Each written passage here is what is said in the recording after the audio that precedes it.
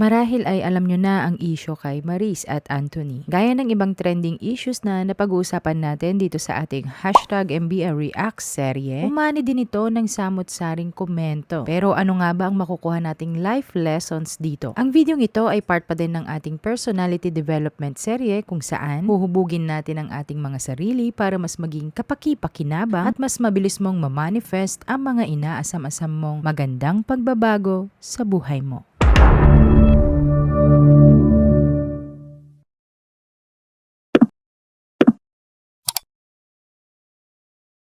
Kamakailan nga ay nag-viral ang love team na Maris at Anthony dahil sa mga screenshots na kumakalat sa internet. Ang screenshots ng mga ito ay nagmula sa post ng ex ni Anthony na si Jam. Ipinapakita o ipinakita sa screenshots ang mga conversation ni Anthony kay Maris at ni Jam kay Anthony. In short, naging third party si Maris sa relasyon nila Anthony at Jam. Ang mga screenshots ay naglalaman ng mga masiselang conversation ni Maris kay Anthony.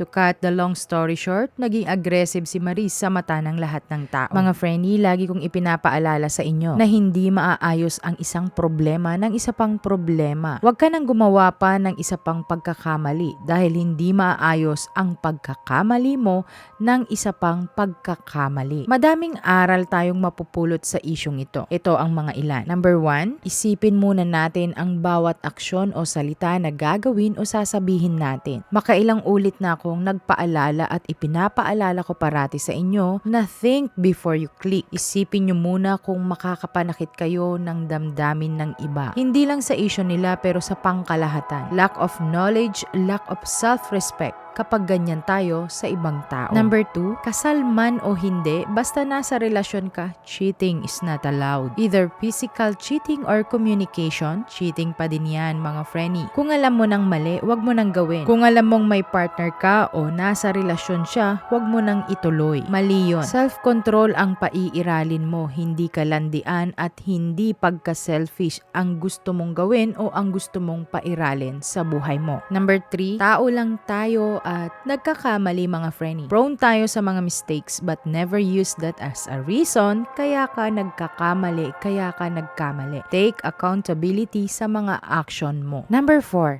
nasaktan ka, oo, pero wag mo nang patungan pa. Hindi rason na nasaktan ka o nasasaktan ka kaya ka makakapanakit ng ibang tao. Alam mo kung paano masaktan. Kaya for sure, iisipin mo muna ang gagawin mo bago ka gumanti.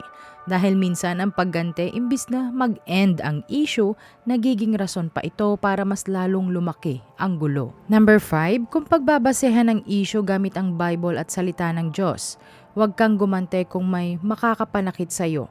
At siya na ang bahala gagawa ng paraan para maibsan ang sakit na nararamdaman mo. Pero para sa iba, minsan daw maganda din ang ikaw ang gumagawa ng karma ng tao nang nakapanakit sa'yo. Well, for me, I don't think so. Number 6, kahit gaano ka kaganda, kagwapo, kayaman o kadiskarte, yung tipong gagawin lahat para sa pagmamahal. Ay naku girl, kung magloloko at magloloko ang tao, gagawa din yan ng paraan. Hahanap at hahanap yan ng mga rason para mag-cheat sa'yo. Hindi lang sa pakikipag-cheat sa ibang tao, kundi sa iba pang sitwasyon. Kaya wag mong kalimutan ang magtira at magtira para sa sarili mo. Number 7, alam nyo ba ano ang pinakamasakit mga frenny? Ang pinakamasakit na mararamdaman na masaktan ka, hindi ng ibang tao kundi ng taong mahal mo, ng taong minahal mo, ng taong inisip mong hindi ka sasaktan, ng taong pinagkatiwalaan mo, ng taong sa akala mo hindi ka sasaktan, hindi ka gagawan ng pagkakamali.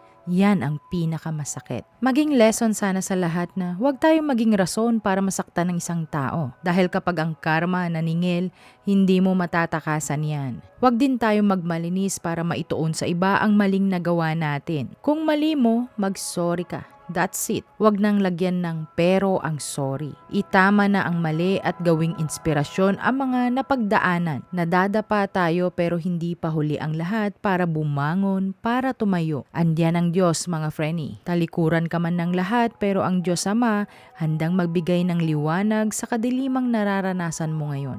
Para sa mga nanloko na nakit sa mga partner nila, akala mo swerte ka kasi iniiyak lang niya yan. Sinaktan nyo pero umiyak lang siya. Ipinasa Diyos lang yan. Sa mata ng Diyos, bilang ang luhang pumatak dyan. Darating ang panahon na mapupunta ka sa sitwasyong minsan mong ibinigay sa ibang tao. Doon mo marirealize kung gaano kasakit ang maling nagawa mo. Dasal ang pinakamalakas na sandigan na sandata sa anumang unos. So yun lang, sana ay may napulot kayong aral ngayon at kahit papaano may apply nyo sa pang-araw-araw nyong buhay o sitwasyon ang ating napag-usapan. Salamat sa pakikinig, hanggang sa muling aralin. Ingat!